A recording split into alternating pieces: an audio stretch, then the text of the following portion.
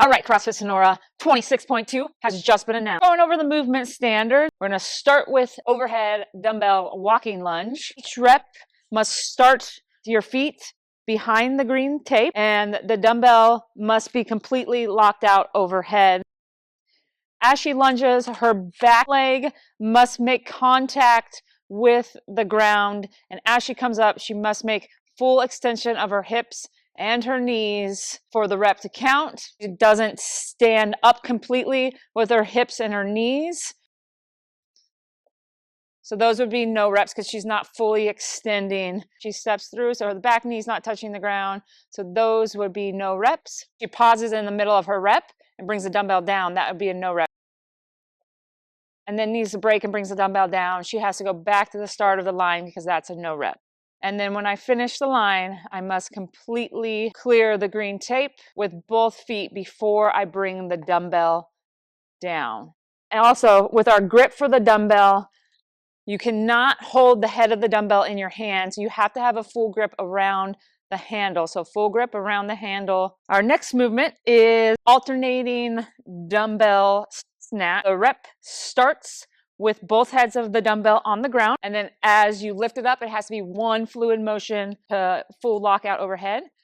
So you'll see elbows locked out, hips are locked out, knees are locked out, dumbbell is over her head or slightly behind her head, and that's a clean rep. You must alternate hands each rep, and both heads must touch the ground as you come down. A no rep would be slight bend in the elbow. So if we see not a full lockout, that would be a no rep. Brianna doesn't fully extend her hips or her knees, that would be a no rep.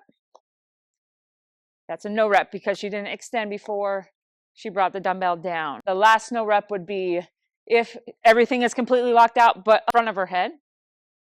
So that's a no rep because it needs to be over or be slightly behind for the reps to count. It has to be one fluid motion overhead, so you can't stop at your shoulder.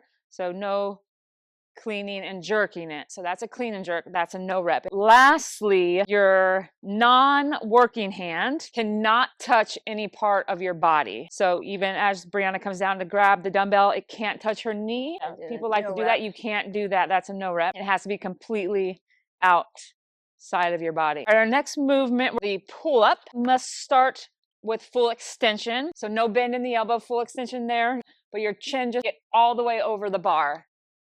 And then when you come down, you get back into full extension. So those are all good reps. If Brianna gets her chin over the bar, but then doesn't come to full extension of her elbows at the end of the rep, then that's a no rep. Full extension, chin over, but bend of the elbow. So that doesn't count. That's a no rep because you have to come back to full extension.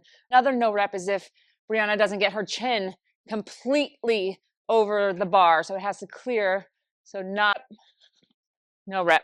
So your chin has to completely clear the bar for it to be a good rep. Chest to bar pull up. Again, same. You have to be full extension of the elbows at the end of the rep and the beginning of the rep. You have to come into contact with the bar at your chest below your collarbone. Or come up. Chest must hit the bar below your collarbone. So those are all good reps. So if you get high enough, but your chest doesn't actually touch the bar, that's a no rep.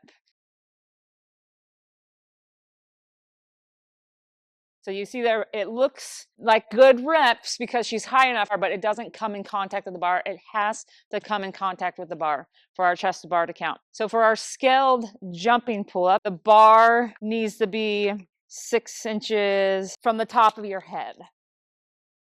So full extension first, jump clearly, that's a good rep. She gets full extension of her arm, but her chin doesn't clear the bar.